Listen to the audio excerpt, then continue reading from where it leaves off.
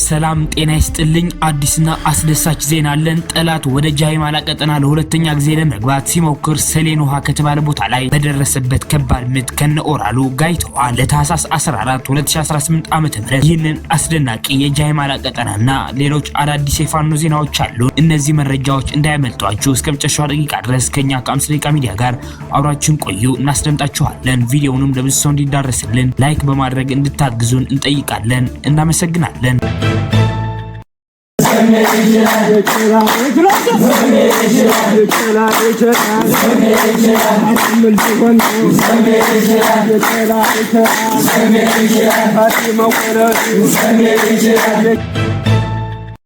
ሰበር ዜና።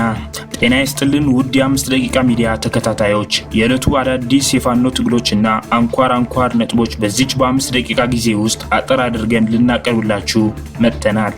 በቅድሚያ አርዕስተ ዜናዎች እናስደምጣችሁ። ጠላት ለሚበር የተባለ ቦታ ላይ የ8 ዓመት ህፃን ደፍረው በአሰቃቂ ሁኔታ ገድለዋል። ተጨማሪ ያለን ታደምጡታላችሁ። በወቅታዊ የፋኖ ጉዳዮች ዙሪያ አርበኛ ስቲቨን አለሙ የተናገረው የስልክ ጥሪ ያለ እናስደምጣችኋለን። አዲስ ቅዳም ከተማ ላይ ሊደረግ የነበረው የአሸባሪዎች ስብሰባ በሞርተር ጥቃት ተበትነዋል። ተጨማሪ ያለን ታደምጡታላችሁ። ጠላት ወደ ጃይማላ ቀጠና ለሁለተኛ ጊዜ ለመግባት ሲሞክር ሰሌን ውሃ ከተባለ ቦታ ላይ በደረሰበት ከባድ ምት ከነኦራሉ ጋይተዋል። ይህንን አስደናቂ መረጃ በሶስተኛው ዜናችን ነው የምናስደምጣችሁ። አብራችሁን ቆዩ። የአማራ ህዝባዊ ትግሉን የምትደግፉ ውድ አድማጭ ተመልካቾቻችን ቪዲዮውን ላይክ፣ ቻናሉን ሰብስክራይብ እንዲሁም በኮሜንት ድል ለአማራ ጀግኖች እያላችሁ ለህዝብ ብለው ጫካ ለገቡ አርበኞች እንድታበረታቱ ዘንድ በአክብሮት እንጠይቃለን። እናመሰግናለን። በቀጥታ ወደ መረጃዎች አለፍኩኝ። እስከ መጨረሻው ድረስ ከኛ ጋር ቆዩ። ፋሽስቱ የብልጽግና አገዛዝ ወታደሮች ደቡብ ወሎ ዞን ወግዲ ወረዳ ልዩ ስሙ ለሚበር የተባለ ቦታ ላይ የ8 ዓመት ህፃን ደፍረው በአሰቃቂ ሁኔታ ገድለዋል። በተጨማሪም አገዛዙ ቤት አማራ በብዙ አካባቢዎች የእምነት ግጭት ለመፍጠርም እየሰራ ነው። ሰራዊት አዝምቶ መማር ማስተማርንም እያወከ ይገኛል። በአማራ ህዝብ ላይ ዘር ማጥፋት እየፈጸመ ያለው ፋሽስቱ የብልጽግና ሰራዊት በደቡብ ወሎ ዞን በወግዲ ወረዳ ልዩ ስሙ ለሚበር ተብሎ በሚጠራ አካባቢ ላይ አንዲት የ8 ዓመት ህፃን ደፍረው በአሰቃቂ ሁኔታ ህይወቷ ያለፈ ሲሆን ይህንን ግፍ ለህዝብ ብታሰሙ እንገላችኋለን በማለትና በማስፈራራት ገዳዩ ለሚዲያ እንዳይደርስ ታፍኖ መሰንበቱን ለማረጋገጥ ችለናል። ይህ ድርጊት ሲፈጸም በአካባቢው ምንም አይነት የፋኖ ኃይል ያልነበረ ሲሆን በትምህርት ገበታ ላይ ያሉ ተማሪዎችን ያላከበረና ትኩረት ያልሰጠ የፋሽስቱ ብልጽግና ሰራዊት የተለመደ ተግባር መሆኑን ለመረዳት ችለናል። አሁን ሁለተኛው ዜናችን እናስደምጣችኋለን። ከዚህ በመቀጠል በሶስተኛው ዜናችን የጃይማላውን አስደናቂ ጀብድ የምናስደምጣችሁ ይሆናል። አብራችሁን ቆዩ። ከየቦታው ተለቃቅሞ በተከማቸ ከ3 ሬጅመንት በላይ ኃይልና በ2 ዙ 23 6 ድሽቃ ታጅቦ በትናንትናው ዕለት አዲስ ቅዳም ከተማ ላይ ሊደረግ የነበረው የአሸባሪዎች ስብሰባ በሞርተር ጥቃት ተበትነዋል። ይህ በፋሽስቱ አብይ አህመድ የግል ፈረስ አረጋ ከበደ የሚመራ ደመጣጭ ጸረ አማራ ስብስብ 165 ንጹሃን ወገኖቻችን ደም ባፈሰሰበት አዲስ ቅዳም ከተማ ስብሰባ በማድረግ የህዝባችንን ቁስል በእንጨት ሊጫወትበት አስቦ የነበረ ሲሆን ለአፋባ ቴዎድሮስ 105ኛ 4ኛ ክፍለ ጦር በሞርተር በትነዋለች። የሞርተር ጥቃቱ ጸረ ፍጥረቱን የብልጽግና ስብስብ ብቻ ታርጌት ያደረገ ሲሆን ስኬታማ የሆነ ድል ተመዝግቦበታል። እቅዳቸው እንደማይሳካ ያወቁት ቆሞ ቀሮች የካሬ ቤተሰቦችን በአበል የመጡ ውስን ግለሰቦችንና በአፈሙዝ አስገድደው ወደ አዳራሽ ያስገቧቸውን ለገበያ የመጡ መንገደኞችን በአንድ አዳራሽ ካስገቧቸው ተሰብሳቢዎች ውስጥም ቢሆን መስማት የፈለጉትን አይነት አስተያየት ሳያገኙ የተዘጋጀውን ባህላዊ ምግብ ሳይቀምሱ በድንጋጤ ተበትነዋል። ወደ ሶስተኛው ዜናችን ስናሳልፋችሁ የምርኮኛው ሰራዊት ከነኦራሉ ጋይተዋል። የአፋብኃ ምዕራብ አማራ ቀጠና ቴዎድሮስ 105ኛ ኮር 66ኛ ክፍለ ጦር አንደኛ ሻለቃ በቀን 13 በትናንትናው ዕለት በሰሩት አስደናቂ ኦፕሬሽን የአብይ አህመድ ወንበር ጠባቂ ዲሎችን ድባቅ በመምታት ተደጋጋሚ ጀብድ ፈጽመዋል። የበሰበሰው አገዛዝ ሰራዊቱን በየጊዜው እየገበረ ስልጣኑን ለማራዘም እየተፍጨረጨረ ቢገኝም ከሽንፈት ግን አልዳነም። ይሁንና በትናንትናው አውደ ውጊያ ጠላት ወደ ጃይማላ ቀጠና ለሁለተኛ ጊዜ ለመግባት ሲሞክር ሰሌን ውሃ ከተባለ ቦታ ላይ በደረሰበት ከባድ ምት ከ34 በላይ ሰራዊቱ ተደምስሶበታል። እንዲሁም ከ20 በላይ ከባድና ቀላል ቁስለኛ ማድረግ ተችሏል። አንድ ኦራል መኪና እስከ ጫነው ሬሽንና ተተኳሽ በድሽቃ ተመቶ ሙሉ በሙሉ ከጥቅም ውጪ ማድረግ ተችሏል። ሌላው ከጥቅም ውጪ የሆነውን ኦራል ለመውሰድ ከጃጉ ወደ ጦርነት ወደ ተካሄደበት ቀጠና የመጣው ክሬን መኪና በነበልባሎቹ አንደኛ ሻለቃ ተቃጥሎ ከጥቅም ውጪ ሆኗል። የክሬኑ ሹፌርም ማማረኩን የ66ኛ ክፍለ ጦር የህዝብ ግንኙነት ከግንባር ዘግቦታል። በወቅታዊ የፋኖ ጉዳዮች ዙሪያ አርበኛ ስቲቨን አለሙ የተናገረው የስልክ ጥሪ ያለ አድምጠነው እንመለስ። መልካም። አብይ አህመድ የትጥቅ አስፈታለሁ ብሎ ፎክሮ የአማራን ህዝብ ትጥቅ አልባ ለማድረግና ቀፍድዶ ለመግዛት ወደ ክልላችን እንደገባ ማንም ሰው የሚያውቀው ነው። ተገደን የገባንበት ትግል መሆኑን የምናውቀው ነው። ከዚህ አኳያ ህዝብን ከጥቃት ለመከላከል ነው እኛ እየተንቀሳቀስን ያለ ነው።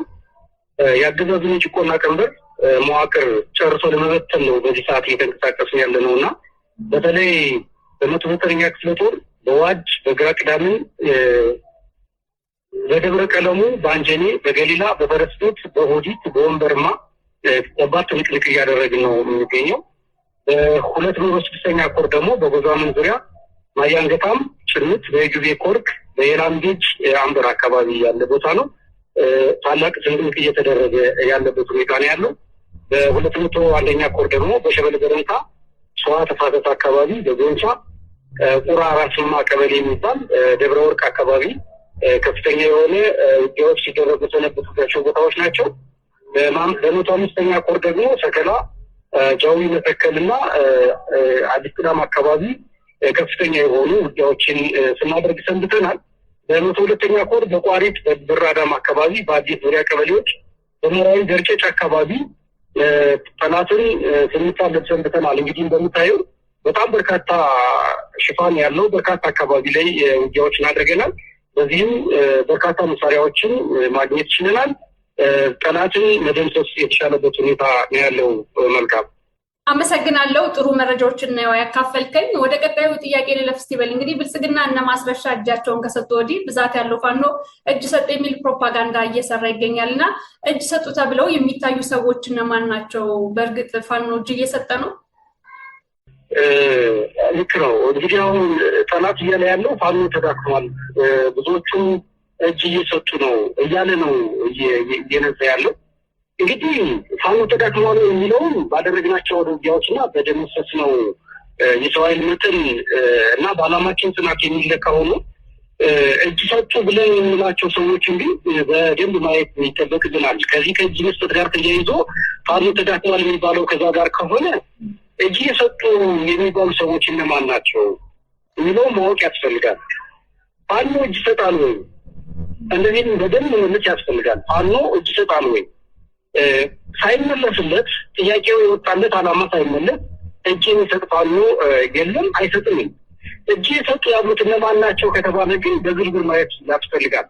አንደኛ የስነ ምግባር ችግር የነበረባቸው ከህዝብን ሲገርፉ የነበሩ ኬላ ላይ መኪና እያስቆሙ ሹፌር ሲያግቱ የነበሩ ፋኖን ለመፈለግ ተልእኮ ይዘው ገብተው የነበሩ ሲነቃባቸው እና እርምጃ ሊወሰድባቸው ሲል ወደ ብልጽግና የገቡ አካላት ናቸው እንግዲህ እጅ ሰጡ እየተባለ ያሉት። ሁለተኛ አገዛዙ የሲቪሎችን በአካባቢ የሚኖሩ ሲቪሎችን በመሰብሰብ ዩኒፎርም በማልበስ በርካታ ፋኖዎች በመቶ የሚቆጠሩ ፋኖች እጅ ሰጡ እያለ የሚያወራው ወሬ ተራ ፕሮፓጋንዳ መሆኑን ማንም ሰው እንዲያውቀው ፈልጋለሁ። ሶስተኛ እጅ ሰጡ የሚባልበት አካባቢ በተለየ ሁኔታ ብንመለከተው ምን እየተደረገ ነው? እጅ የተሰጠበት አካባቢ ብለን ብናስብ ትግሉ የበለጠ እየተፋፋመ ጠላት ላይም ከባድ ጥቃት እየደረሰበት ያለበት ሁኔታ ነው ያለው። ይህ ማለት ደግሞ ምንድን ነው ትርጉሙ? ጥቂት ደካሞች፣ ባንዳዎች፣ ሌቦችና ዘራፊዎች ሲወጡ እየተገረፈ እጅ እየሰጠ ያለበት ሁኔታ መኖሩ ማንም ሰው ልብ ሊለው ይገባል። ሌላው አገዛዙ እጅ ሰጠኝ እያለ በሚያላዝንበት ወቅት እኛ ምን እያደረግን ነው? አንደኛ ከተሞችን እየተቆጣጠርን ያለ ነው። ለምሳሌ ደብረ ወርቅ መሀል ከተማ ድረስ ገብተን እየተዋጋን ያለንበት ሁኔታ መታወስ ያለበት ጉዳይ ነው። በርካታ ወታደሮችን እየማረክን ያለንበት ሁኔታ ነው ያለው። በመተከል አካባቢ፣ በደብረ ወርቅ አካባቢ ብዙ የጠላት ኃይልን የማድረግ መሆኑ የሚታሰብ ነው። በዚህ ምክንያቱም በርካቶች እጅ እየሰጡ ያለበት ሁኔታ ነው ያለው። እንግዲህ ከዚህ ሁኔታ ጋር አይተን ስናየው አሸናፊ ኃይል እጅ ይሰጣል እንጂ እጅ እየሰጠ ያለው እኮ በየጦር ግንባሩ እየተረፈ ያለው አገዛዝ ነው። ይህንን በደንብ ማወቅ ይጠበቅብናል። ከተሞችን እየለቀቀ ያለ የያዛቸውን ነጻ ቀጠናዎች እየለቀቀ ያለ እያስለቀቀ ያለ መሀል ከተማ ድረስ የሚገባን ኮሎኔል ጭምር እየማረገ ያለበት ሁኔታ ላይ እጅ የሚሰጥ እያሸነፈ ያለ ኃይል እጅ የሚሰጥበት ምክንያት አንድም የለም። ስለዚህ ከዚህ ተነስቶ ፋኖ ተዳክሟል የሚለው ተራ ፕሮፓጋንዳ ነው። ሌላው መታወቅ ያለበት ነገር አለ። እንዳልፋልሽ የምፈልገው አገዛዙ በጦር ሜዳ ያጣውን ግን በካሜራ ፊት ለማካከስ የሚደክምበት ሁኔታ ነው ያለው እና ይህም በጣም ተስፋ እንደቆረጠ የሚያሳይ ነገሮች ነው ያሉት። እንግዲህ እንደነገርኩሽ ከተሞች ድረስ እየገባን ነው። በርካታ ኃይሎችን እየደመሰሱ ነው። በርካታ ኃይል እየከዳ እየተቀላቀልን ያለ ይህም የጦር ሜዳ ድክመቱን በካሜራ ፊት ለማካከስ ሲፈልግ ተስፋ የመቁረጡ ምልክት በካሜራ ፊት እንደዚህ እያለ ፋኖ እጅ እየሰጠ ነው እየተዳከመ ነው የሚለውን ፕሮፓጋንዳ እየነዛ መሆኑን ልብ ሊሉት ይገባል። አንድ ነገር እዚህ ልልሽ የምችለው ጥቂት ግለሰቦች እጅ ሰጡኝ ብሎ የሚለፈልፈው ከደብረ ወርቅ እስከ ዳውንጉ ድረስ የቡድን መሳሪያ እየማረክን እና በርካታ ኃይል ባለንበት ጊዜ መሆኑ የአፋብኃ ምዕራብ አማራ ቀጠና ቴዎድሮስ ዕዝ 109ኛ ኮር 99ኛ ክፍለ ጦር በላይ ዘለቀ ሻለቆች ከአማኑኤል ከተማ በሁለት አቅጣጫ ወደ ደብረ ቀለም የተንቀሳቀሰው የአረመኔው ሰራዊት በማቻክል ህዝብና በበላይ ዘለቀ ሻለቃ ዋጋውን አግኝቶ ወደ መጣበት አማኑኤል ከተማ ተመልሰዋል። የማቻክሉ በላይ ዘለቀ ሻለቃ በሌላ አውደ ውጊያ አማኑኤል ከተማ በመግባት በጠላት ላይ የስነ ልቦና አካላዊና ቁሳዊ ጉዳት ማድረስ የተቻለ ሲሆን በርካታ የአረመኔው ሰራዊት ተደምስሰዋል። የተረፈው አታንበሳ ወተበት ሚካኤል ቤተክርስቲያን ገብቶ ለማምለጥ ቢሞክርም የማቻክል ተርቦች ተስበው እየቀጠቀጡት ይገኛሉ። አውደ ውጊያውም እስከ ዛሬ ድረስ እየቀጠለ ነው።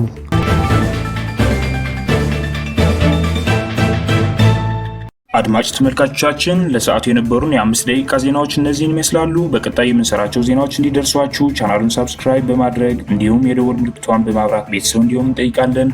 እናመሰግናለን።